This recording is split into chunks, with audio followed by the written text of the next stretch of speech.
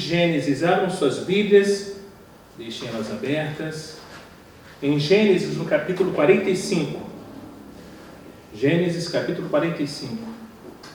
Vamos ler de início dos versos 1 ao 4. Gênesis, capítulo 45, dos versos 1 ao 4. Diz assim: Então José, não conseguindo se conter diante de todos os que estavam com ele, gritou: Saiam todos da minha presença. E ninguém ficou com ele quando José se deu a conhecer a seus irmãos. E levantou a voz em choro, de maneira que os egípcios o ouviam, e também a casa de Faraó. E disse a seus irmãos: Eu sou José, meu pai ainda está vivo? E seus irmãos não lhe puderam responder, de tão assustados que ficaram diante dele. E José disse aos seus irmãos: Agora cheguem perto de mim. E eles chegaram. Então ele disse: Eu sou José, o irmão de vocês, que vocês venderam para o Egito. Vamos orar. Senhor, obrigado pela oportunidade e privilégio de novamente, unidos, Pai, como corpo, estarmos realizando a leitura da Tua Palavra. Abra os nossos corações, mentes e ouvidos para aprendermos, sermos exortados, sermos ensinados, Pai, através do Teu Espírito Santo. Obrigado, Pai, por esse privilégio que o Senhor nos concede. Essa é a nossa súplica, no nome de Jesus. Amém. José só queria ficar a sós com seus irmãos. O seu intérprete e talvez outros oficiais que estavam ali presentes entenderiam sua conversa em hebraico, e todos poderiam ver as lágrimas dos irmãos e suas demonstrações de amor. Era hora de ter privacidade com a família. Era um momento que José desejava estar a sós com seus irmãos e então poder ali revelar de fato quem ele era. A declaração foi muito simples: eu sou José. Não tinha enrolação, foi muito direto.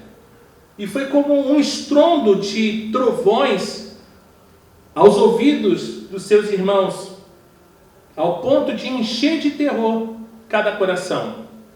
E de súbito, pensamentos confusos de todo tipo começaram a revolver as suas mentes. Imaginem só, aquele irmão a qual eles lançaram na cisterna para que viesse a morrer, venderam para uma caravana, estava ali diante dele se revelando. Um homem que agora era poderoso, um homem agora onde ele dava ordens e todos obedeciam. O segundo após Faraó. Imagine como estava a mente de seus irmãos. E como era possível aquele governante egípcio saber o nome de seu irmão falecido? Por que estaria afirmando se alguém que eles sabiam e tinham certeza que estavam mortos? Porém, se ele é mesmo José, por que os estavam tratando daquela maneira? E o que faria para castigá-los por seus pecados? Não havia palavras. Se era de fato José, eles pensaram: agora acabou. Agora ele vai descer a lei em nós. Ele vai se vingar. E não foi o que aconteceu. Calados, eles se viram todos culpados diante de seu juiz. Contudo, duas coisas deveriam ter servido para animá-los. José pediu que se aproximassem. Algo que os egípcios, como vocês sabem, não faziam com os hebreus. E chorava livremente. Era a terceira vez que José chorava por causa dos seus irmãos. Mas a primeira vez que ele o fazia em público. Todas as vezes ele ia para o banheiro chorar.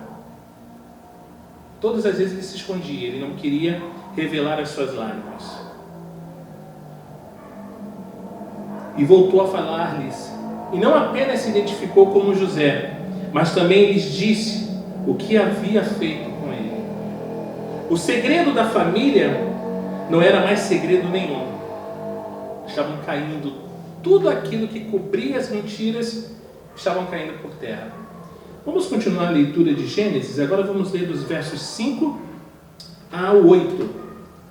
Gênesis capítulo 45, dos versos 5 ao 8, diz assim: Agora, pois, não fiquem tristes, nem irritados contra vocês mesmos por terem me vendido para cá, porque foi para a preservação da vida que Deus me enviou adiante de vocês. Atente-se para isso. Preservação da vida. 6. Porque já houve 2 anos de fome na terra, e ainda restam 5 anos em que não haverá lavoura nem colheita. 7. Deus me enviou adiante de vocês, para que fosse conservado para vocês um remanescente na terra, e para que a vida de vocês fosse salva por meio de um grande livramento. Assim, não foram vocês que me enviaram para cá, e sim Deus, que fez de mim como que um pai de Faraó, e senhor de toda a sua casa, e como governador em toda a terra do Egito. Que declaração! Ele poderia simplesmente chegar e dizer: olha, se eu me encontro aqui, foi porque vocês fizeram isso. Ao contrário, não. Se eu estou aqui porque assim o Senhor desejou. Ele já sabia de todas as coisas. Ele está no controle de tudo. Percebendo a reação deles, um misto de medo e de desnorteamento, José os encorajou com essas palavras que vieram do seu coração. Diga-se de passagem, um coração amoroso e perdoador. Sem dúvida alguma, os que haviam feito o que eles haviam feito havia sido errado, e eles eram culpados por tal coisa. No entanto, contudo, pediu-lhes que não se prendessem aos seus pecados, mas sim que olhassem para o que Deus havia feito por todos eles. Nós temos sempre a questão de, quando erramos, ficarmos olhando os nossos pecados, olharmos aquilo que cometemos. Irmãos, se nós nos arrependemos, confessamos os nossos pecados ao Senhor, Ele já nos perdoou. Nós não temos que ficar remoendo ou nos torturando com aquilo que aconteceu. E talvez seria exatamente isso que iria acontecer com os irmãos de José. Eles iriam ficar pensando e aquilo ia ficar remoendo, talvez ao ponto de cometerem alguma coisa contra si mesmo. E José acalmou seus corações. Olha, não pensem nisso. O propósito foi muito maior. Muito maior. Eles eram culpados? Sim. Deveriam pagar por aquilo? Sim. Mas que eles olhassem para o que Deus havia feito por eles. Por todos eles. Deus, irmãos, prevaleceu sobre a atitude cheia de ódio dos irmãos e sobre seus atos cruéis, e operou de modo a fazer com que tudo cooperasse para o bem deles. Dificilmente nós observamos as coisas por essa visão. A bendita da cama atrasou. Eu não consigo ver um propósito maior para isso. Eu sempre vou me atentar ao atraso. O meu salário não saiu, eu vou me atentar a isso. Mas e o que Deus está vendo mais à frente?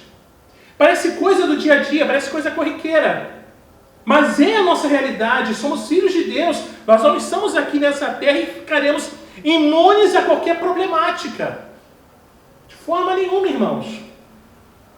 Os irmãos eram responsáveis pelo sofrimento de José, mas Deus usou cada um deles para cumprir os seus propósitos.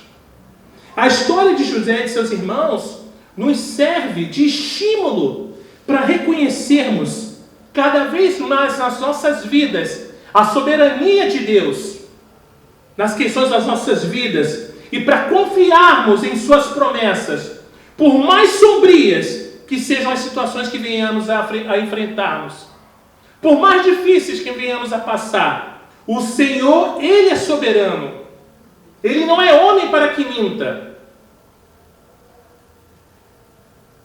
Provérbios capítulo 19, verso 21 nos recorda: muitos propósitos há no coração do homem, mas o desígnio do Senhor permanecerá. Deus enviou José para o Egito para que a família de Jacó fosse preservada e a nação de Israel viesse a nascer. E por fim, dá ao mundo a palavra de Deus e o Salvador. Sem que percebessem, José e seus irmãos estavam ajudando Deus a cumprir sua aliança com Abraão. Vamos continuar a leitura? Agora dos versos 9 a 13. Gênesis capítulo 45, dos versos 9 ao 13, diz assim: Voltem depressa para junto de meu pai, e digam a ele: assim manda dizer seu filho José: Deus me pôs por Senhor em toda a terra do Egito. Venha para junto de mim, não demore. O Senhor habitará na terra de Gozém e estará perto de mim. O Senhor, os seus filhos, os filhos de seus filhos, os seus rebanhos, o seu gado e tudo que lhe pertence. Ali eu sustentarei, porque ainda haverá 5 anos de fome, do contrário acabará empobrecendo o Senhor, a sua casa e tudo que lhe pertence. José continuou: eis que vocês mesmos estão vendo, e meu irmão Benjamim vê também, que sou eu mesmo quem está falando com vocês.